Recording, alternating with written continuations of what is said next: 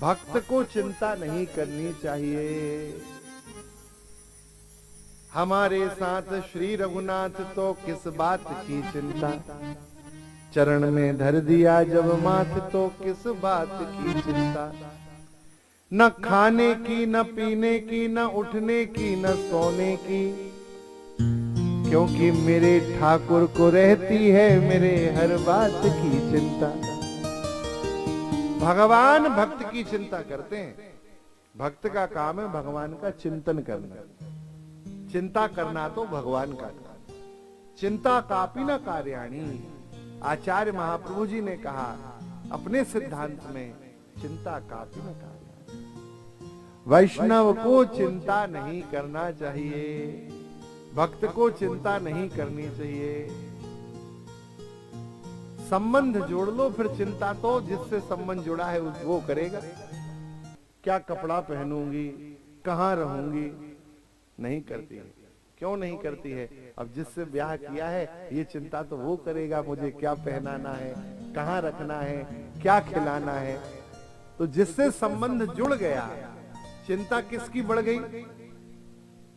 जिसने जोड़ा उसकी बढ़ी कि जिससे जुड़ा है उसकी बढ़ी? भाई जिसके घर आ रही है बहू, चिंता उसकी होगी ना कि कहां विश्राम करेगी, क्या करेगी। तो जब ठाकुर जी से हमारा संबंध जुड़ जाएगा तो चिंता हम क्यों करें? जिससे संबंध जोड़ा है वो चिंता करेगा, ठाकुर जी चिंता करेंगे। और हम आपको सत्य बता रहे हैं, ऐसे ऐसे प्रसंग घटे हुए हैं। श्री महाभारत जी के एक टीकाकार हुए, देखो मेरे चित्त से ना उनका नाम विस्मृत हो रहा है। महाभारत पे उन्होंने टीका लिखी है। तो श्री गीता जी का एक श्लोक है जहां भगवान ने गीता में कहा है, अनन्यास चिंतयन्तो माम ये जना पर्युपासते तेसाम नित्याभियुक्ता नाम योग क्षेमम बहाम्यहम्। जो मेरा अनन्यता से चिंतन करता है उसका योग क्षेम मैं स्वयं करता हूं। तो उन्होंने जब इस श्लोक की टीका की तो उन्हें लगा कि मैं तो भगवान का दिन रात चिंतन करता हूं, लेकिन उनके घर में अन्न पूरा समाप्त हो गया। 1 2 3 4 5 6 7 दिनों तक अन्न आया ही नहीं। अन्न की कोई व्यवस्था नहीं, पूरा परिवार जल पी के अपना जीवन व्यतीत कर रहा है। और महाराज समय व्यतीत होता गया।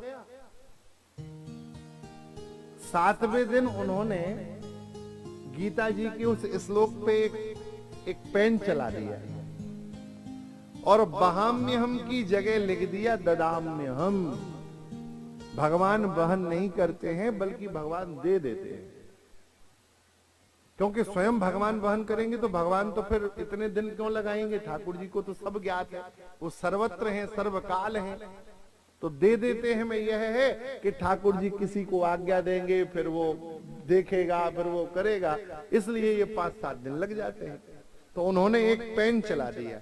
थोड़ा ध्यान से सुनना, आप लोग भी अभ्यास होता है ना, रामायण के ऊपर लिख देते हैं, गीता पे लिख देते हैं।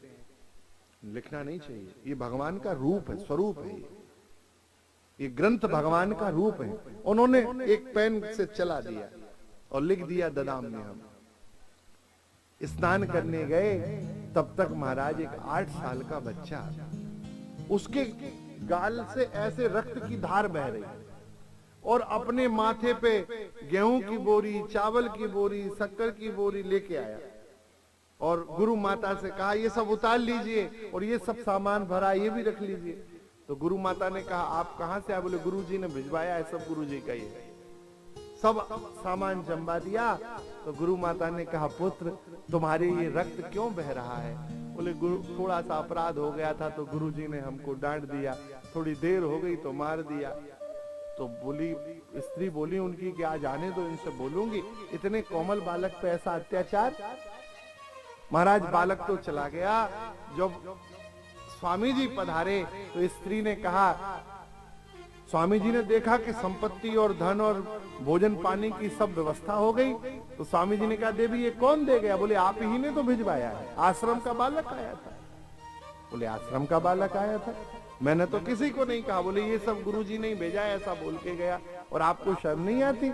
इतने छोटे बच्चे को ऐसा कठोर दंड, उसके गाल से रक्त बह रहा था जैसे छुरी मार दी हो किसी ने, ऐसा गाल कटा हुआ था, उसके कपोलों से रक्त की धार बह रही थी। ऐसा अपराध तो उसने नहीं किया होगा। सुकोमल बालक, आपने इतना कठोर दंड दिया। ओहो, जैसे ही स्वामी जी ने सुना, महाराज नेत्रों से अश्रु बहने लगे और अपनी पत्नी के चरणों में लौट गए। देवी, मैं जीवन भर भजन करता रहा, जाप करता रहा, लेकिन उनका दर्शन नहीं पाया। और आज तेरे सामने ये जो सामान लेके आए थे, ये कोई और नहीं थे, मेरे प्राण प्रियतम श्री कृष्ण ही थे।